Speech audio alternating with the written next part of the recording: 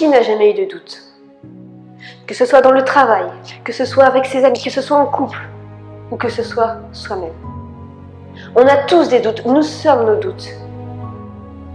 Et on pense, et moi la première à l'époque, qu'une fois qu'on aura tout réussi, une fois qu'on aura le succès, une fois qu'on aura l'argent, une fois qu'on aura la santé, une fois qu'on n'aura plus à se soucier de l'argent et que tout nous réussit, on n'aura plus aucun doute.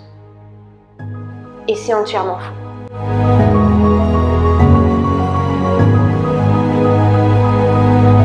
C'est vrai que quand on voit toutes ces personnes, par exemple des entrepreneurs à succès qui ont réussi, qui étalent leur richesse sur Instagram, qui se montrent avec le sourire, entourés, qui sont pleinement heureux parce qu'ils ont réussi. On se dit, ces personnes-là, à mon avis, n'ont jamais de doute. Ils n'ont même pas le droit de se plaindre parce que tout leur réussit. Et je me souviens, quand j'étais dans mon petit studio d'étudiante de 30 mètres carrés, j'étais au 4e étage, j'étais isolée, j'avais froid parce que c'était humide. Il faisait 10 degrés dans ce petit studio. J'avais hyper froid et je me suis dit, un jour je réussirai. Et quand je réussirai, au moins je n'aurai plus de doute. Parce que là c'est normal de douter parce que je suis à mes débuts. Mais quand je réussirai, je n'aurai plus aucun doute. Parce qu'il n'y en aura pas besoin. J'aurai tout ce qu'il me faut. Et puis, j'ai réussi au fur et à mesure. J'ai grimpé les échelons. J'ai réussi à monter un business en ligne à succès.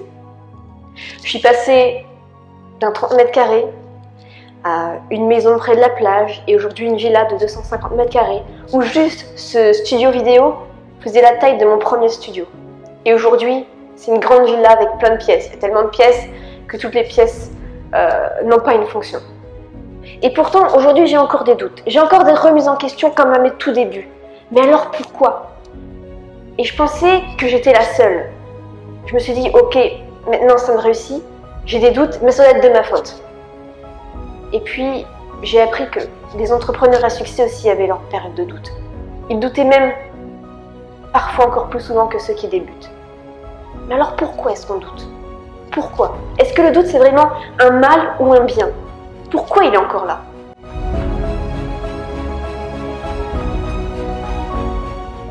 Et en fait, j'ai compris que nous doutons dans les moments où on n'est pas satisfait de ce qu'on a.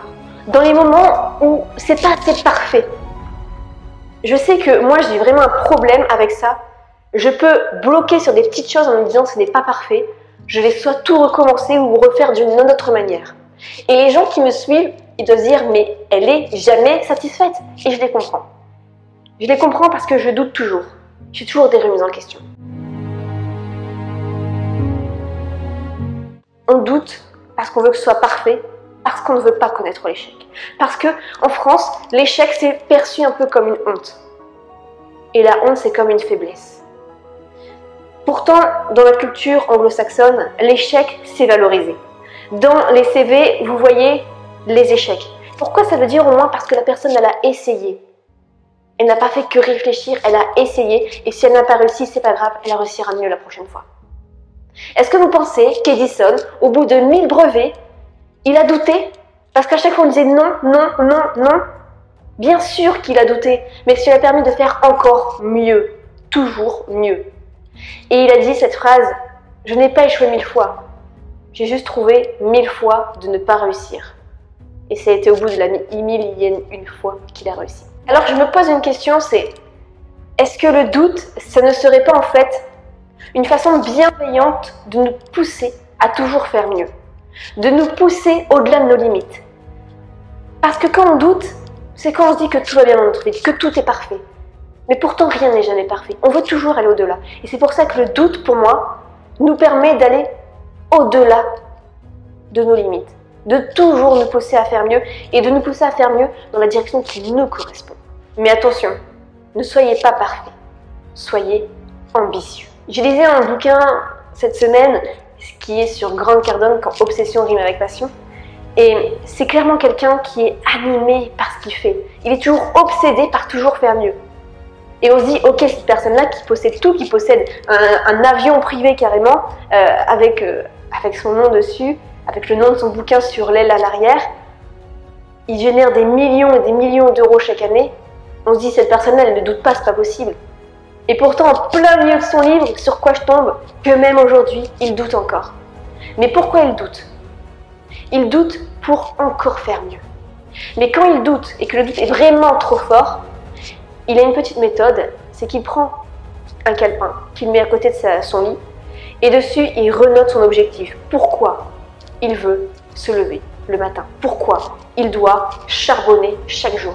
Et il racontait qu'il connaissait le succès, il allait expliquer comment bien vendre dans l'industrie automobile, il faisait plein de conférences, tout allait bien. Et pourtant, il s'est mis vraiment à douter. Il a eu une très forte période de doute. Et donc, il a repris son calepin et il étale tout. Dans ces cas-là, il prend une feuille blanche, un papier, un stylo et il écrit « Pourquoi je doute ? Et qu'est-ce que je peux faire d'encore mieux ? Quel va être mon nouvel objectif ambitieux ?» Et là, il s'est dit « Ok, je ne vais pas vendre seulement dans l'industrie de l'automobile. Je vais vendre aussi dans d'autres domaines. Et je vais être le meilleur de la vente, à enseigner la vente dans n'importe quel domaine. » Et là, plus de doute. Il était reparti complètement animé. Le problème, c'est que le doute, ça peut être un terroriste mental. C'est-à-dire qu'il va faire partir tes rêves en fumée avant même que tu ne commences à les appliquer. Et c'est là qu'est la limite. Le doute ne doit pas détruire tes rêves, il ne doit pas te détruire dans l'action. Le doute doit juste te permettre de faire mieux. Parce que le doute, pour moi, il n'est pas vraiment là à la base pour vous faire du mal. Il est juste là pour vous faire progresser. Le doute ne doit pas vous rendre malheureux, il doit vous rendre ambitieux. Le doute, c'est un peu comme un trampoline. Il permet de bien nous recentrer, nous remettre les pieds sur terre, mais pour ensuite, une fois qu'on a compris comment agir, rebondir et viser la lune pour atterrir dans les étoiles. Qu'allez-vous dire à un enfant qui perd confiance en lui, qui doute parce qu'il vient d'avoir une mauvaise note à l'école? Vous n'allez pas le regarder et lui dire « ça t'ira à faire mieux la prochaine fois ou t'es privé de la Reine des Neiges ». Non. Vous allez lui dire « tu feras mieux la prochaine fois ». Apprends tes erreurs et tu feras mieux la prochaine fois. Et vous, dans votre tête, vous savez très bien que faire mieux, ce n'est pas viser la perfection. Ce n'est pas viser 20. C'est juste viser bien mieux de ce qu'il a eu et apprendre de ses erreurs. Vous avez juste une attitude bienveillante envers cet enfant. Alors ayez la même attitude pour vos propres doutes. Et n'oubliez pas que celui qui ne doute jamais n'est pas en route vers le progrès.